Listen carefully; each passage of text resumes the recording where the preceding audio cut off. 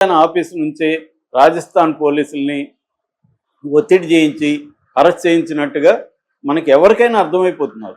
Common sense కొంచెం చిటికంత common sense ఉన్నోడికి కూడా విషయం అర్థమైపోతుంది. ఎందుకంటే ఆమె బౌన్స్ చేసిందా, ఆమె ఆర్థిక మోసాలకు పాల్పడిందా అనేది పక్కన పెడదు. ఆమె పాల్పడి ఉండొచ్చు, అది కోర్టులో తేలుతుంది. కానీ ఇతని రోల్ గురించి మాట్లాడుతున్నప్పుడు కిరణ్ రాయల్ ఆమెని కాపాడింది మొన్నటి వరకు కిరణ్ రాయలే అని చెప్తున్నారు. అతనే చెప్తున్నాడు నేను కాపాడకపోతే అరెస్ట్. నువ్వెందుకు కాపాడినావు మరి మొన్నటి వరకు? అలాంటి ఆవిడ ఆర్థిక మోసాలకు పాల్పడి ఉంటే నువ్వు ఎందుకు కాపాడినావు? నీకు ఆమె డబ్బులు ఇచ్చింది, డబ్బులు తీసుకున్నట్టు కూడా ఆడియోలో అతను చెప్తున్నాడు. కానీ నువ్వు అప్పిచ్చావా అని అడుగుతున్నాడు. అప్పికపోతే ఎందుకు తీసుకున్నావు నువ్వు ఆమె దగ్గర డబ్బులు? ఎవరైనా నీ దగ్గర నేను ₹1,00,00,000 తీసుకుంటే తీసుకున్నప్పుడు ఇది అప్పా, నువ్వు ఫ్రీగా నాకు ఎందుకు ఇస్తావు అని అడుగుతాం కదా ఎవరైనా. ఇతను అవన్నీ తీసుకొని ఇప్పుడు నువ్వు అప్పిచ్చావా అని అడుగుతున్నాడు ఎదురుగా. నీ దగ్గర ఉందా అని అడుగుతున్నాడు తప్ప నేను తీసుకోలేదు అనట్లేదు ఎక్కడ కూడా. అంటే అప్పు ఇచ్చినట్టుగా నువ్వు రాసుకోలేదు కాబట్టి నేను ఎగ్గొడుతున్నాను అనేది ఆయన ఓపెన్ గానే చెప్తున్నాడు. మరి ఇటువంటి కల్చర్ ని పెంచి పోషిస్తుండేది ఎవరు? పవన్ కళ్యాణ్తో ప్రాబ్లం ఏంటంటే తన అభిమానులందరూ లంపెన్ బ్యాచ్. అతని అభిమానులు ఎవడో కూడా కొంతవరకు చదువుకొని ఒక పొలిటికల్ అవగాహన ఉన్నోళ్ళు ఎవరూ లేరు. మొత్తం మ్యాక్సిమం లంపెన్ బ్యాచ్, వాళ్ళు రౌడీ బ్యాచ్. అటాక్ చేస్తారు, దారుణంగా ట్రోల్ చేస్తారు. అలాంటి బ్యాచ్ అతనికి ఉన్నారు. వాళ్ళని ఎప్పుడు ఇప్పటి వరకు అతను కంట్రోల్ చేయలేదు. వాళ్ళని కనీసం పొలిటికల్ పార్టీ కదా నీది, పొలిటికల్ పార్టీగా ఉన్నప్పుడు క్యాడర్ని పొలిటిసైజ్ చేయాలి. వాళ్ళు పొలిటికల్ క్లాసెస్ చెప్పాలి, పొలిటికల్ క్యాడర్గా మార్చాలి, వాళ్ళని ఒక ఆర్గనైజ్డ్గా మార్చాలి. అది చేయలేదు. ఎందుకు చేయలేదు? పవన్ కళ్యాణ్ చేయలేక కాదు, అతనికి కావాల్సింది ఇలాగే ఉండాలి.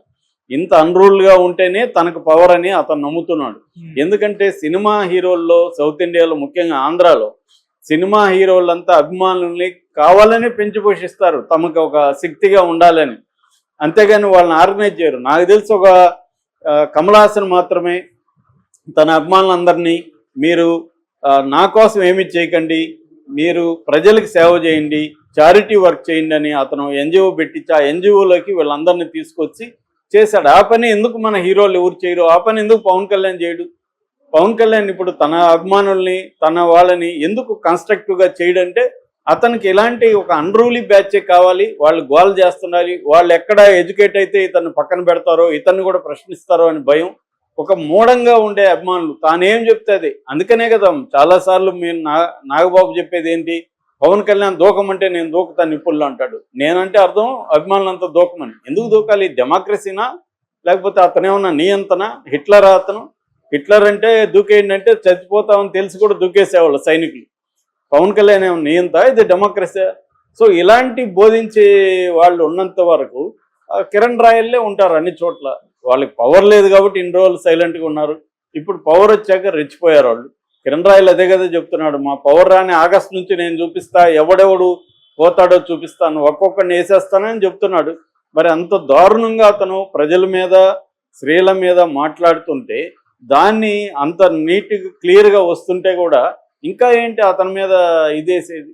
సరే అంతవరకు గమ్మున ఉన్నారా? లక్ష్మిని అరెస్ట్ చేయించడం అంటే ఇంకా దారుణం.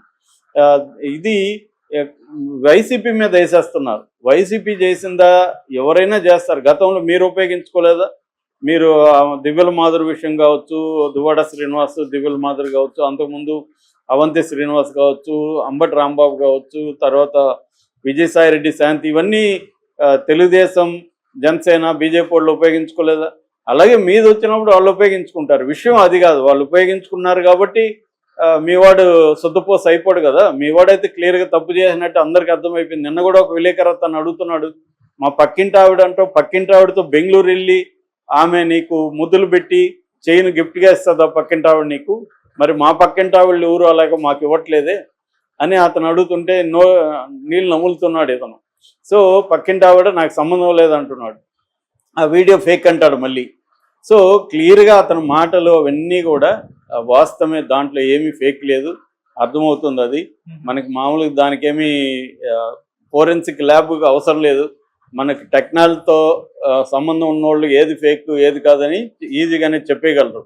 సో ఏఐతో నేను గత 5-6 ఏళ్ళ నుంచి ఏఐ వచ్చినప్పటి నుంచి వాడుతున్నాను. ఈ ఫేక్ వాయిస్లు ఇవన్నీ నాకు బాగా తెలుసు. అది క్లియర్గా అతని ఒరిజినల్ వాయిసే, అతనే చెప్తున్నాడు. అయినా కూడా పవన్ కళ్యాణ్ ఏమో ఇది వ్యక్తిగత విషయం, మీరు జోక్యం చేసుకోవద్దని అంటున్నాడు. మరి వ్యక్తిగత నీది మాట్లాడితే నువ్వు మాట్లాడితే మాత్రం వ్యక్తిగత విషయం కాదు, నీ వాళ్ళ మీద మాట్లాడితే మాత్రం అది వ్యక్తిగత విషయం అని మాట్లాడడం. అన్నిటికంటే లక్ష్మిని ఇప్పుడు అరెస్ట్ చేయించడం మాత్రం చాలా దారుణమైన విషయం. ఎందుకంటే చెక్ బౌన్స్ కేసు అనేది మామూలు కేసు, అది 100 కేసులు సినిమా వాళ్ళ మీద ఉంటాయి. రామ్ గోపాల్ వర్మే అటాక్ మీద 400 చెక్కులు బౌన్స్లు అయినాయి. ఆయన్ని మరి 400 సార్లు అరెస్ట్ చేసి ఉండాలి, ఎందుకు అరెస్ట్ చేయలేదు? అలాగా బోల్డ్ మంది చెక్ బౌన్సుల కేసులు ఉంటాయి. చెక్ బౌన్సుల కేసులు అంతా రాజస్థాన్ నుంచి వచ్చి సడన్గా ఇప్పుడే వచ్చి గుర్తుకొచ్చి వాళ్ళకి అరెస్ట్ చేస్తారా?